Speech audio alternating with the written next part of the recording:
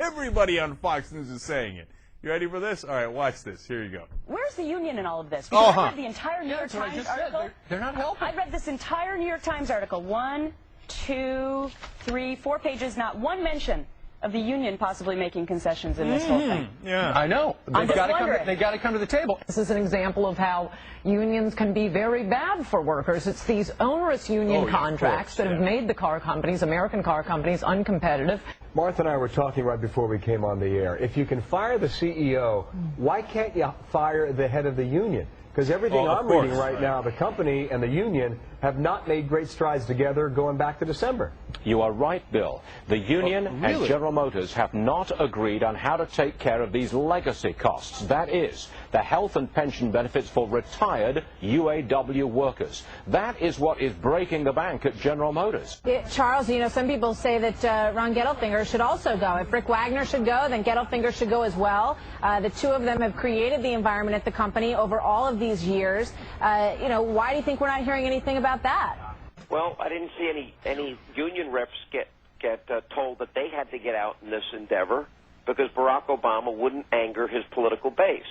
If he really wants to get to the root cause of some of the problems in North America, they're paying $70+ an hour for labor because they've got all these contracts that they've had to pass on versus, you know, Toyota or Honda in North America are around $40. So I think once again Barack Obama's playing politics because he's catering to his, you know, labor base, and he's not going to take on the labor unions.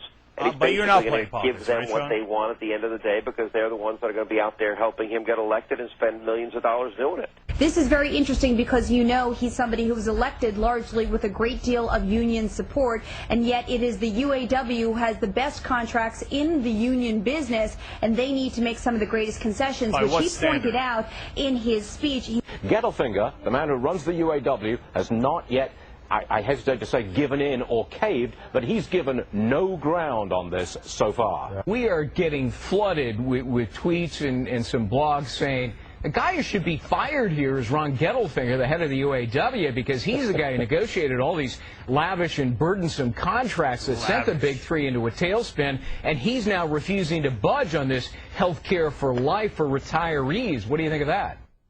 I love that, man. These lavish contracts for the union workers. Because, by the way, first of all, Sean Hannity 100% wrong about the numbers. Not wrong, he's lying on purpose. The $70 number that he's giving includes all of the pensions for all of the past workers of GM. The real number, the real wage that the workers get is about $30 for the big three workers, GM, Chrysler, and Ford, and about $27 for the Toyota, Honda workers, et cetera, in the U.S. So 27 to 30 is not that big a difference and is not the reason GM and Chrysler are in trouble. So they try to pretend. One of the guys was honest in the clip. He said the legacy costs. And that's right. That's a huge problem, and we got to figure out how to deal with that. But that is not because the workers are living a lavish lifestyle. You know what's lavish? Rick Wagner, after getting fired, his retirement fund was $20 million. That's lavish. You know what he'd already taken off of GM as an executive? $63 million. That's lavish.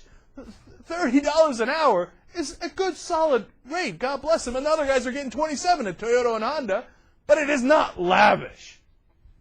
You see what's happening here? And you see how everybody's like, oh, Gettelfinger's got to go. Why not the union head? They're the ones that caused all the problems. They're not the ones who caused all the problems. You think the union head is running GM? He's not running GM. Look, if you want to talk about the cost, that's a real conversation. But let's be realistic about it, and let's not lie about it. And then one of the guys who actually was honest about the legacy costs then turned back around and said the union has made no concessions. That is also absolutely not true. Look, I don't care about the unions. The unions don't pay me, right? But I'm telling you what the reality is. If they need to make some concession on costs all across the company, whether it's executives or the unions, we should have that conversation. But to pretend that the workers or the unions cause the problems of gross mismanagement at GM and Chrysler is insanity. The guys who did the mismanagement are the managers. And of course, as soon as they get hurt a little bit, only a little bit, Fox is up and at them. And they ran that stuff all day long. You saw all those different clips from all those different shows. They're like, oh, no, yeah. No. Gee, I wonder, was it just all a coincidence that all the Fox anchors had the same thought?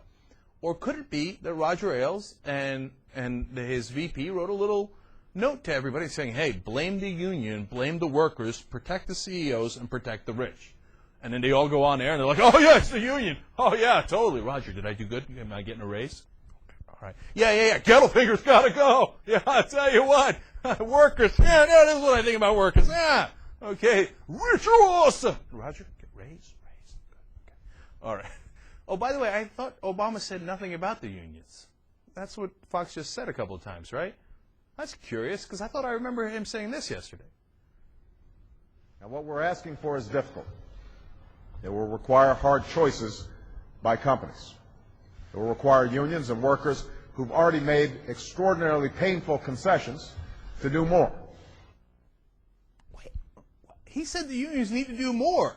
Oh, that's weird. I thought that he didn't wanted to protect the unions at all costs because it was all political and that was his base. That's interesting. It's almost as if Fox didn't tell the truth there. That's strange. I'm going to have to look into that.